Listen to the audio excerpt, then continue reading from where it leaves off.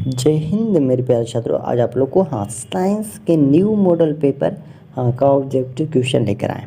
2025 में final board के exam देने वाले थे। प्लीज़ वीडियो को देखिए। चैनल पर नए तो जरूर सब्सक्राइब कर लीजिए। अगर साइंस में 40 में 40 ऑब्जेक्टिव में नंबर लाना चाहते तो देखिए, प्रश्न नंबर 1 क्या कर रहा है कि प्रकाश की किरण गमन करती है सीधी रेखा में कि टेढ़ी रेखा में कि किसी भी दिशा में कि इनमें से कोई नहीं। तो आप लोग याद रखिए, प्रकाश की किरण हमेशा सीधी रेखा में गमन करती है।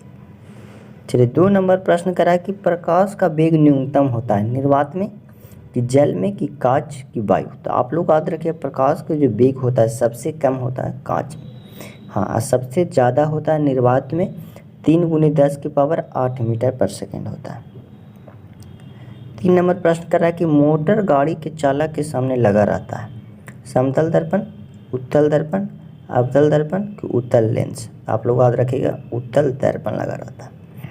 4 नंबर प्रश्न कर रहा है कि मोटर कार के हेडलाइट में किसका प्रयोग होता है समतल दर्पण का कि उत्तल दर्पण कि उत्तल लेंस कि अवतल दर्पण। तो आप लोग याद रखिएगा, अवतल दर्पण का।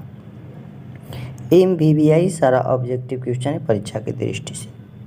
कह रहा है समतल दर्पण द्वारा बना प्रतिबिंब। देखिए, आप लोग याद रखिएगा, समतल दर्पण द्वारा जो बनता है प्रतिबिंब वो काल्पनिक होता है। क्या होता है? काल्पनिक।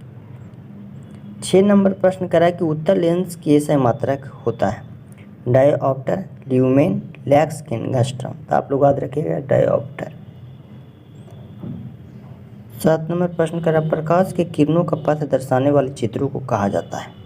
तो आप लोग याद रखिएगा, किरण आरेख कहा जाता है। क्या कहा जाता है? किरण आरेख। 8 नंबर प्रश्न करा है 2D क्षमता वाले लेंस के फोकसांतर होता है। अगर 2D पूछे तो होगा 50 सेंटीमीटर। चलिए, 50 सेंटीमीटर आप लोग याद रखें। 2D बोले तो 50 सेंटीमीटर होगा, जस्ट उल्टा देखिए। अगर किसी उत्तल लेंस की फोकसांतर अगर 10 सेंटी तो उसकी क्षमता अभी जस्ट बताएं। आप लोग कमेंट करके बताइए। 9 नंबर प्रश्न के 10 नंबर प्रश्न क्या करा?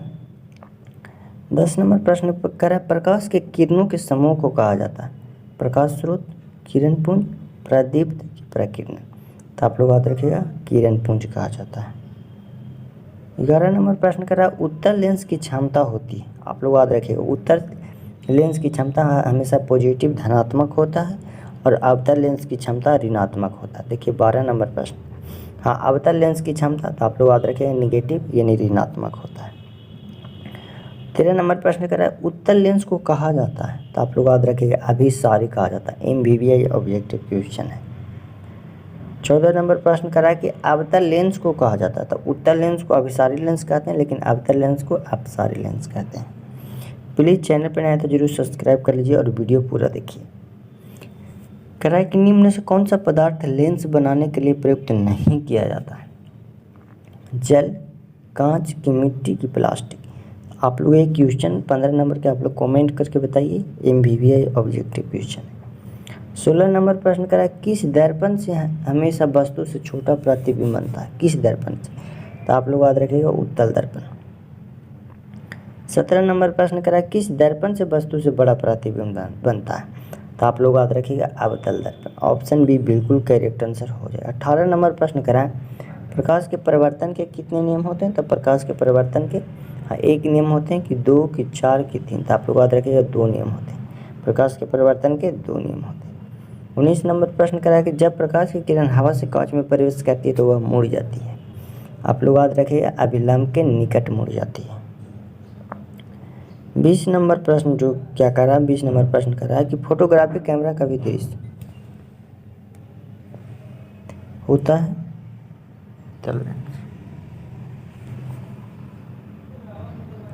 21 नंबर प्रश्न कर रहा है साइड मिरर के रूप में प्रयुक्त होता है। साइड मिरर के रूप में जो प्रयुक्त होता है उत्तल दर्पण होता है।